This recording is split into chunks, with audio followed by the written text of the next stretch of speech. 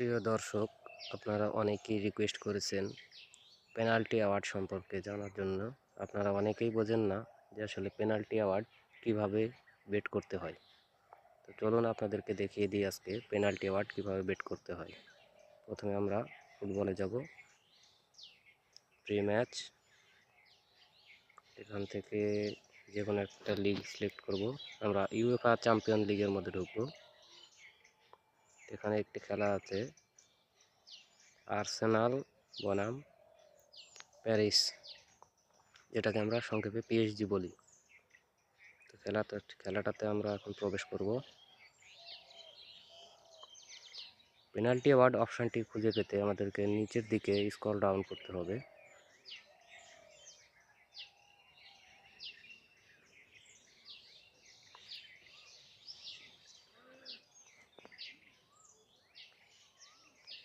এই যে এই অপশানটি পেনাল্টি অ্যাওয়ার্ড, তো আমরা দেখব ভিতরে কি আছে।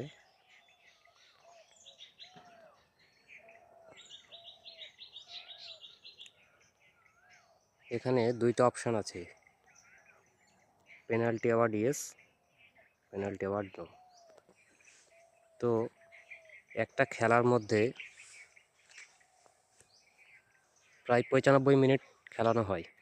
তো এই খেলার মধ্যে যে কোনো টিম, আর্সেনাল অথবা প্যারিস, এদের মধ্যে যে কোনো একটা টিম যদি পেনাল্টি খায়, মানে ডি বক্সের মধ্যে ফাউল করে অথবা ডাবল ইয়েলো কার্ড বা রেড কার্ড যদি খায়, সেই ক্ষেত্রে আমরা জানি যে দলটি পেনাল্টি পেয়েছে। এক কথায় পেনাল্টি অর্থাৎ শাস্তি।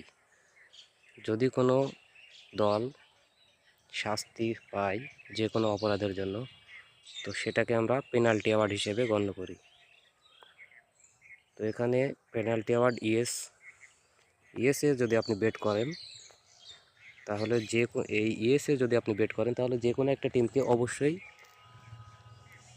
শাস্তি পেতে হবে। এক কথায় ডি বক্সের মধ্যে ফাউল করতে হবে অথবা রেড কার্ড খেতে হবে, তাহলেই আপনি ইয়েস অপশানটিতে বেট করলে জিতবেন।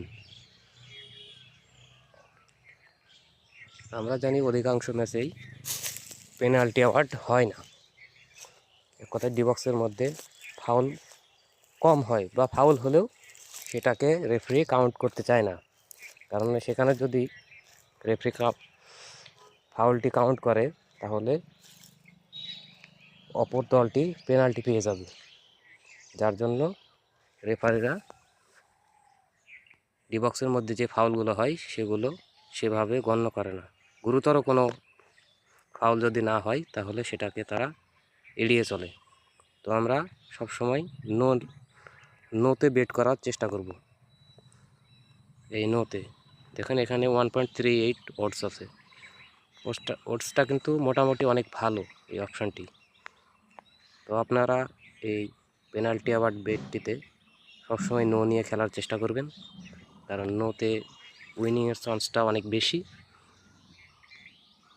সো শ্রোতা বন্ধুরা, যদি আমার এই ভিডিওটি আপনাদের কোনো উপকারে আসে তাহলে চ্যানেলটি সাবস্ক্রাইব করে বেল আইকনের অল বাটনটি প্রেস করে দেবেন। ধন্যবাদ।